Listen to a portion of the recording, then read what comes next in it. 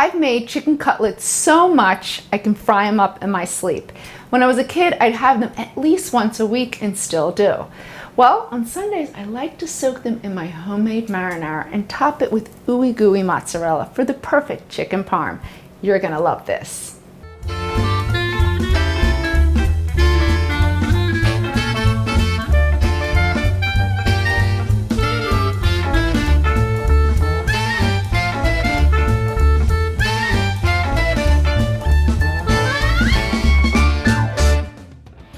Hey guys, so first to get started, we need to make our chicken cutlets.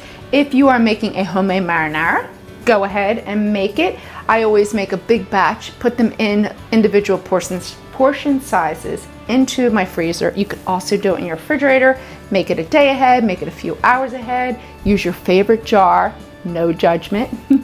Homemade, you know, I love homemade, it's pretty darn easy. So, have your sauce ready to go. We're gonna heat the oil, so you can use canola oil, peanut oil. You want a high smoke oil since we are pan frying. And now we have to pound our chicken. So the chicken breast, it comes with the hubbed side, the thicker side of the chicken. You have to pound it evenly. That way it cooks evenly in the skillet and when we further bake it into the oven. So we're gonna pound it out. This is the time, take your aggression out.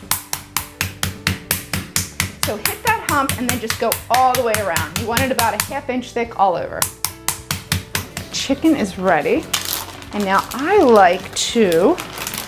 omit the flour step of the breading procedure because I feel like it separates from the chicken or the fish or whatever it is that you're breading it with.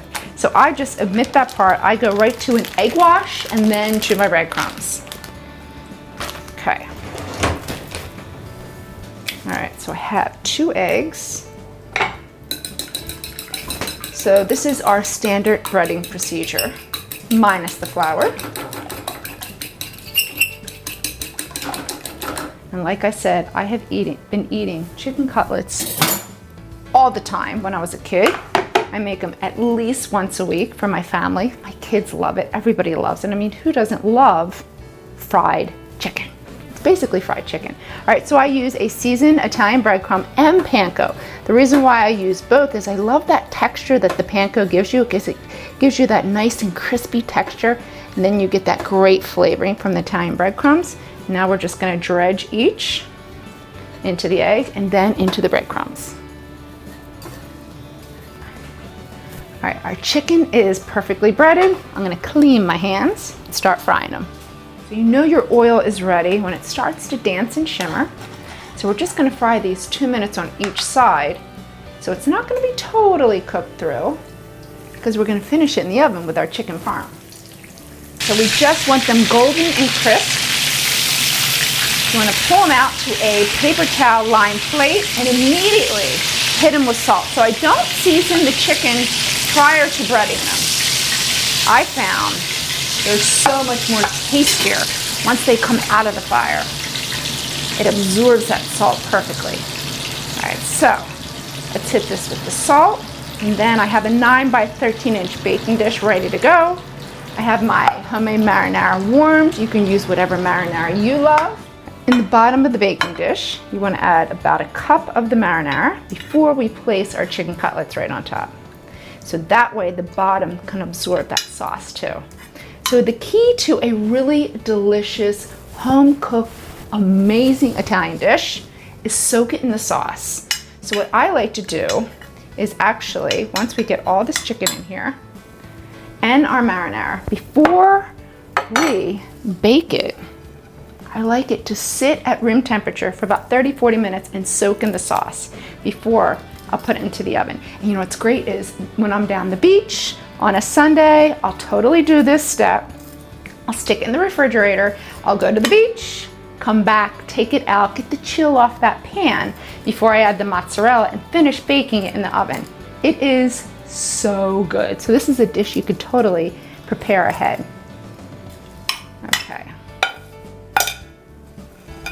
That's good. The rest of our marinara. I need my spoon. I'm stretching myself through the kitchen. All right, so right on top.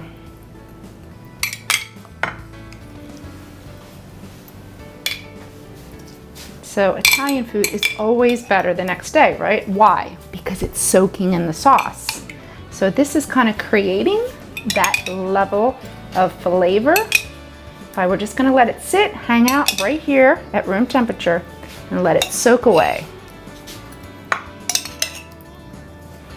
So our chicken Parmesan is ready. It's been soaking at room temperature.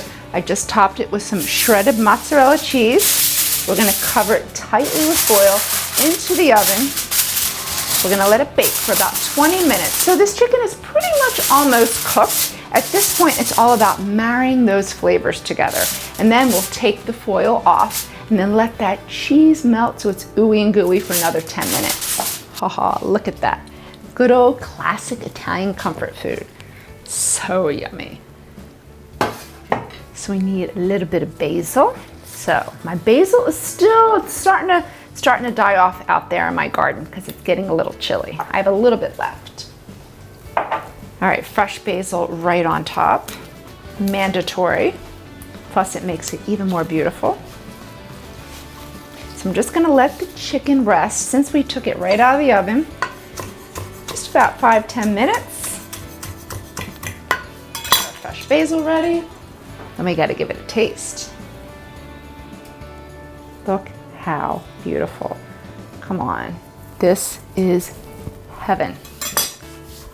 Not only can you serve this on a Sunday, but as you can see, it's easy enough for any night of the week.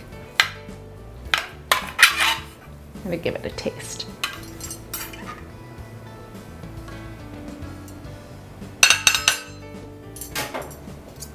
Need a few pieces of that basil. It's hot. So of course, yes, you do lose that crunch from frying it, but come on, it's so delicious absorbed in that marinara. That's what it's all about.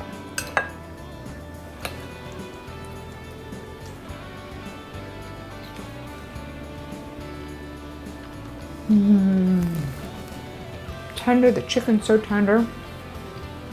So flavorful from absorbing in that sauce. Smothered in cheese, can't be that bad.